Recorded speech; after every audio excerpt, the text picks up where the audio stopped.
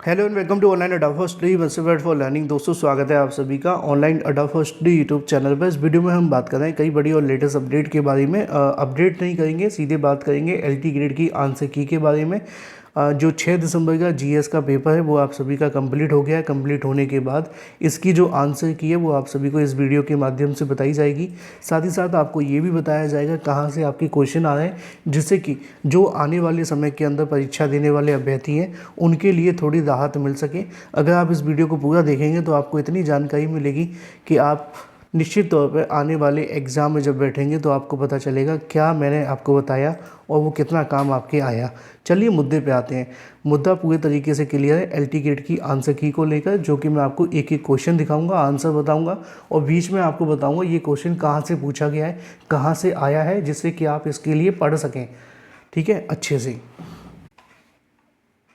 तो यहाँ पे आप सभी के सामने पहला क्वेश्चन आ जाता है, जो कि आपके सामने था जनरल सामान्य अध्ययन का। ठीक है, तो जीएस का पेपर, जैसा कि मैंने आपको बताया था कि कुछ बुक्स आप सभी को पढ़ी होंगी तो आपके अच्छे पेपर निकल गए होंगे। अगर आपने वो नहीं पढ़ी तो दिक्कतें आएंगी। मैं आपको आगे बताऊंगा क्या पढ़ना है, कैसे पढ़ना है। जिनका एग्ज़ाम आगे होने वाला है वो इस बात का बहुत अच्छे से ध्यान रखना, क्योंकि बाद में क्या होता है, नुकसान हो जाता है। चलिए, यहाँ पे पहला क्वेश्चन था कि भारत के सकल घरेलू उत्पाद जीडीपी में वर्तमान वर्षों में सबसे अधिक अंशदान आता है। 4 ऑप्शनों में से राइट आंसर आपसे पूछा गया था। इस बात में कोई संशय नहीं है कि इसका जो राइट आंसर है वो सेवा क्षेत्र होगा। ऑप्शन नंबर बी इसका राइट आंसर होगा। अच्छा, कहीं पे ना ब्लैक कलर का टिक लगे होंगे ना, तो उनको मेरा मत मानना।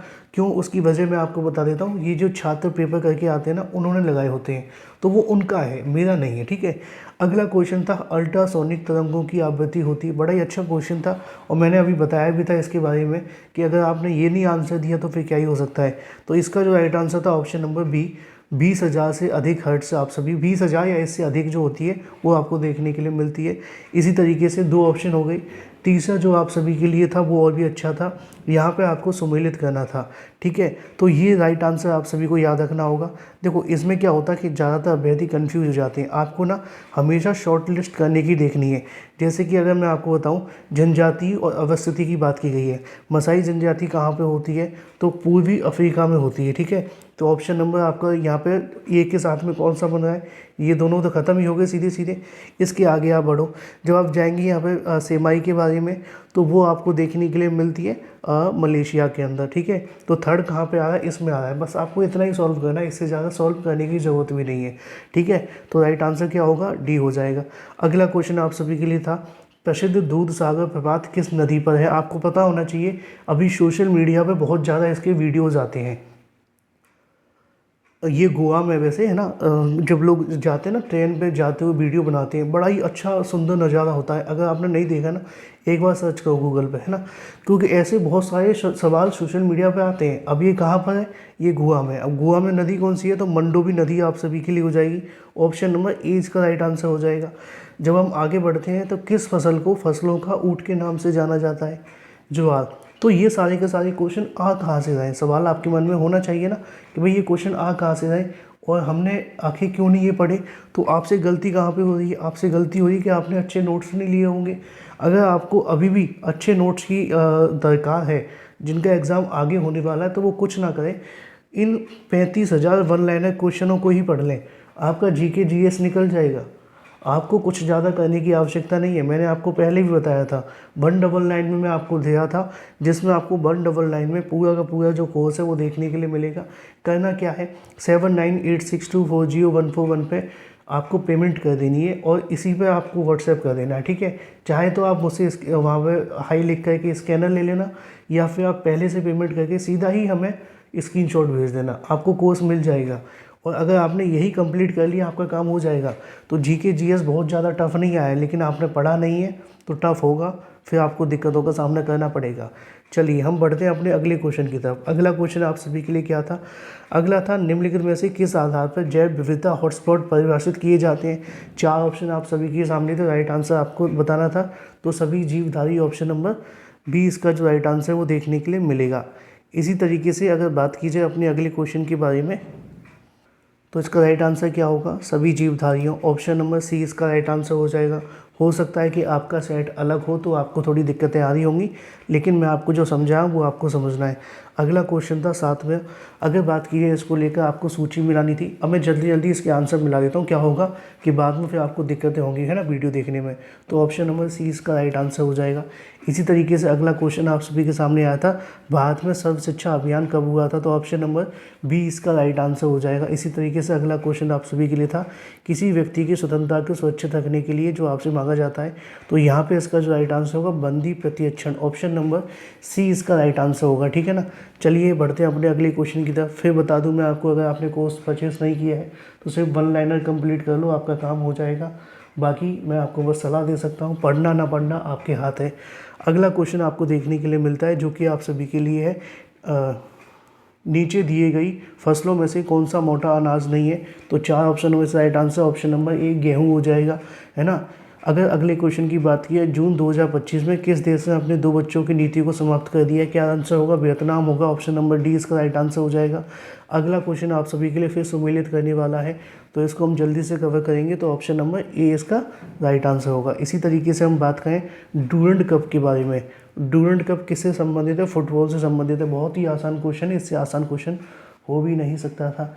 इसी तरीके से अगला क्वेश्चन आपको देखने के लिए मिलता है, फतेहपुर सीकरी के सम्राट अकबर द्वारा कौन सी इमारत निर्मित की गई थी। 4 ऑप्शन में से राइट आंसर आपको बताना है, और इसका जो राइट आंसर होगा पंचमहल इसका राइट आंसर हो जाएगा।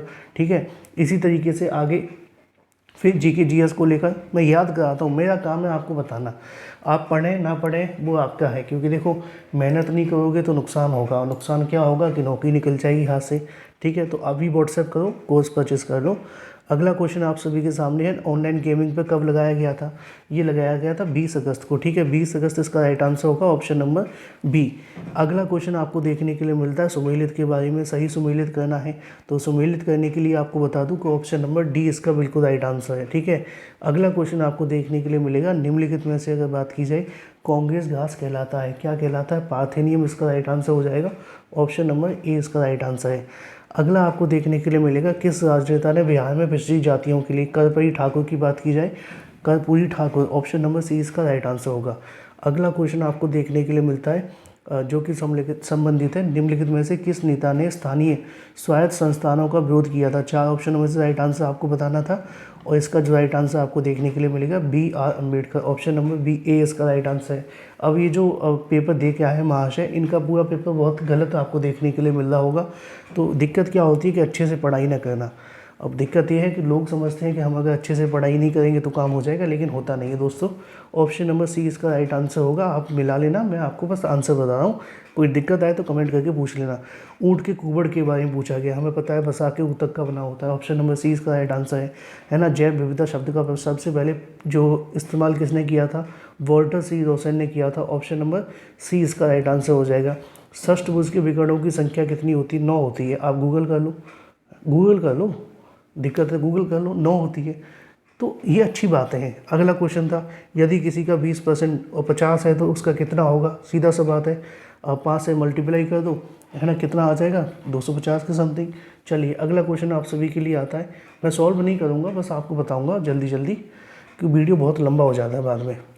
बाकी आपके हाथ में, अगर अच्छी नौकरी चाहते हैं तो फिर देख लो, जीके जीएस का कोर्स अभी परचेज़ कर लो, बाद में फिर कहीं ऐसा ना हो कि आपके हाथ से चीज़ें निकल जाएं। इससे अच्छा मौका आपको नहीं मिलेगा, बार बार फिर से बताने जा रहा हूँ। ठीक है, चलिए अगला क्वेश्चन आप सभी के लिए देखने के लिए मिलता है जो कि संबंधित है, मुंबई में अखिल भारतीय कांग्रेस कमेटी की बैठक कब हुई थी। 4 ऑप्शन आप सभी के सामने, और इसका जो राइट आंसर होगा ऑप्शन नंबर सी 8 अगस्त होगा। ठीक है, 8 अगस्त।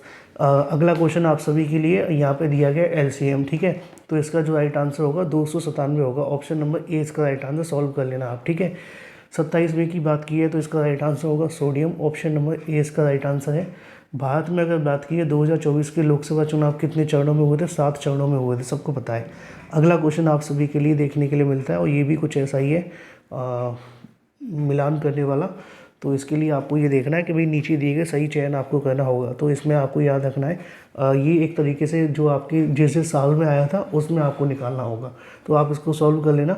मैं इसका सीधा आंसर बता दूंगा, ऑप्शन नंबर सी इसका राइट आंसर हो जाएगा। अगला क्वेश्चन देखने के लिए मिलता है, निम्नलिखित में से कौन सी राज्य सर्दी के महीनों में बाढ़ आती है, वो क्या है, वो आपको देखने के लिए मिलता है तमिलनाडु, ऑप्शन नंबर बी।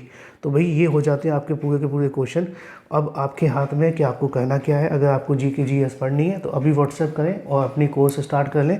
देखो कहना कुछ नहीं है, अभी भी आपके पास टाइम है। जिनका पेपर 7 तारीख को है 24 घंटे का टाइम है। जिनका पेपर अगर बात की जाए 21 तारीख को है, बहुत लंबा टाइम है। जिनका पेपर अगले महीने है उनके लिए तो और भी बहुत ज़्यादा टाइम है। तो अगर आपने ये 35,000 वन लाइनर क्वेश्चन कवर कर लिए, आधे से ज़्यादा काम आपका हो जाएगा। परेशान होने की आपको आवश्यकता नहीं है। आज ही कोर्स परचेस करें। आपको 7986240141 पे आपको व्हाट्सएप करके हाई लिख करके कोर्स परचेस कर लेना है।